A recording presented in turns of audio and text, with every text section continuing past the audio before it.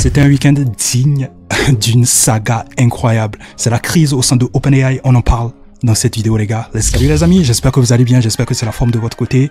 Bienvenue sur Dozy Tech, ici on parle IA. Si tu es intéressé, n'hésite pas à t'abonner, à activer la cloche de notification pour être au courant à chaque fois qu'on poste une vidéo. Il y a des pépites qui arrivent, donc n'hésite pas à t'abonner et à partager surtout nos vidéos pour nous donner un peu plus de force, pour agrandir un peu plus la communauté. Avant de rentrer dans le vif du sujet, n'hésitez pas à aller vous abonner dans la newsletter. Ma newsletter, elle est juste en bas si vous voulez avoir des tips, des astuces hebdomadaires concernant l'intelligence artificielle. N'hésitez pas à vous abonner voilà, à ma newsletter, et ceux qui seront abonnés aussi à ma newsletter auront la possibilité d'avoir très bientôt l'accès aux différentes ressources, code source, documentation des différentes technos que j'ai eu à présenter dans mes vidéos précédentes et que j'aurai bien sûr à présenter dans mes futures vidéos. Donc n'hésitez pas à vous abonner à la newsletter, beaucoup de valeur arrive très bientôt. Donc voilà, on va parler de OpenAI, cette fameuse saga OpenAI qui était digne d'une série qu'on a vécue au cours de ce week-end. C'est totalement dingue. Je pense que dans le futur, dans un futur peut-être très proche, mais je pense que à un moment donné, on aura forcément un film sur ce qui s'est réellement passé au sein de OpenAI. Forcément, un Netflix va sortir par rapport à cela. Donc vendredi 17 novembre, Sam Altman a été licencié de son poste de CEO, a annoncé donc OpenAI. The board expects your resignation in 30 days. But you can't do this to me. I started this company. You know how much I sacrificed? C'était au travers d'un post sur le blog de OpenAI que voilà, cela a été annoncé. Celle qui devait assurer l'intérim, c'était Mira Murati, la CTO de OpenAI. C'était ce qui était écrit grosso modo dans l'article qu'avait posté OpenAI sur son blog. Entre autres, les raisons du licenciement de Sam Altman étaient que le board, entre griffes, le conseil d'administration, n'avait plus confiance en ses capacités de leadership. C'était ça la cause du licenciement derrière. Cette décision, comme je le disais, a choqué plus d'un, m'a choqué moi personnellement, parce que quand on parle de ChatGPT, quand on parle de OpenAI, directement on voit Sam Altman. Franchement, son parcours, il est totalement incroyable. Il a réussi à faire passer donc OpenAI de $0 à une valorisation de 90 milliards de dollars. Actuellement, je sais pas à combien est évalué actuellement OpenAI. Certainement que la valorisation a chuté puisque OpenAI est actuellement en crise. Donc là, dans un premier temps, c'est ce qui s'est passé le vendredi. Le samedi, donc on apprend aussi que Greg Brockman, président de OpenAI, suite à la nouvelle du licenciement de Sam Altman, a décidé de démissionner. Donc Greg Brockman démissionne dans la foulée.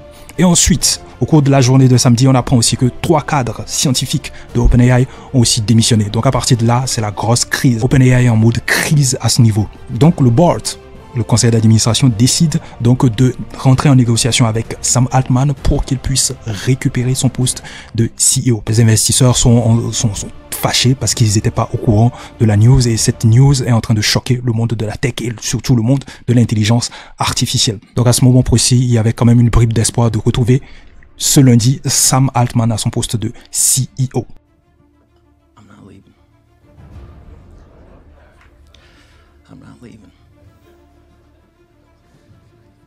I'm not fucking leaving!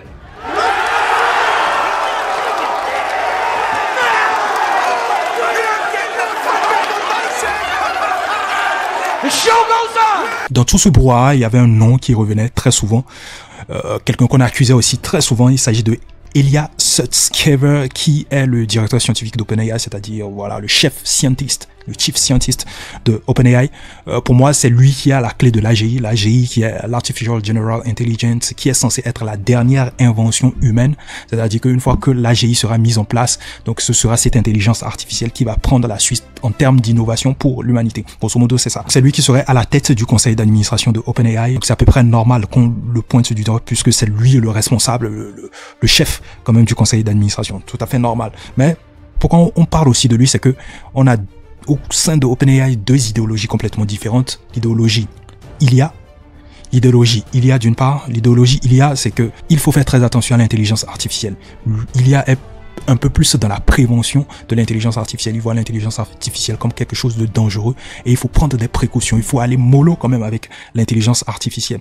Et d'un autre côté, on a l'idéologie Sam Altman qui, lui, est favorable à la commercialisation des fonctionnalités liées à l'intelligence artificielle.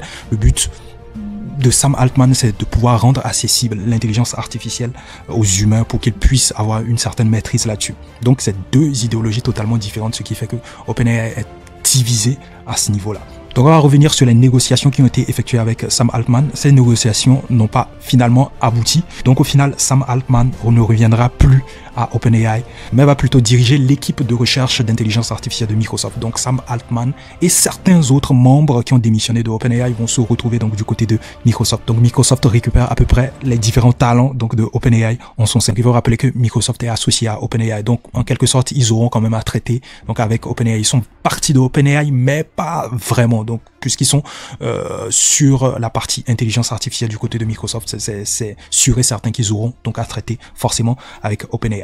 De notre côté, Mira Murati ne va plus assurer donc l'intérim du poste de CEO. Désormais, celui qui va assurer donc l'intérim de ce poste est Emmett Shear, qui est le CEO de Twitch.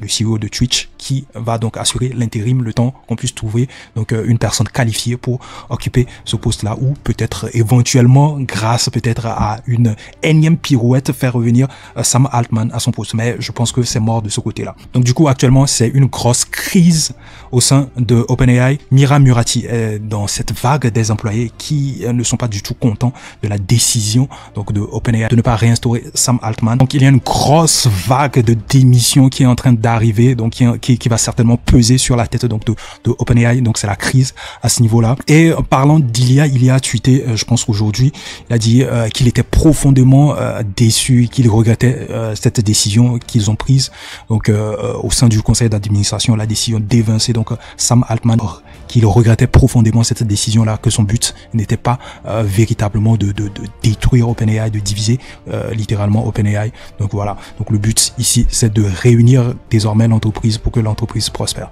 tout simplement. Donc c'est à peu près ce qu'il disait donc dans son tweet. Donc voilà grosso modo le résumé de la situation. Ce qu'il faut retenir, c'est que Sam Altman n'est plus CEO de OpenAI, mais va plutôt diriger donc l'équipe de recherche d'intelligence artificielle de Microsoft. Il sera accompagné certainement par les autres employés qui ont démissionné du côté de OpenAI. Donc tous ces employés-là vont virer, c'est comme un transfert, vont virer donc du côté de Microsoft.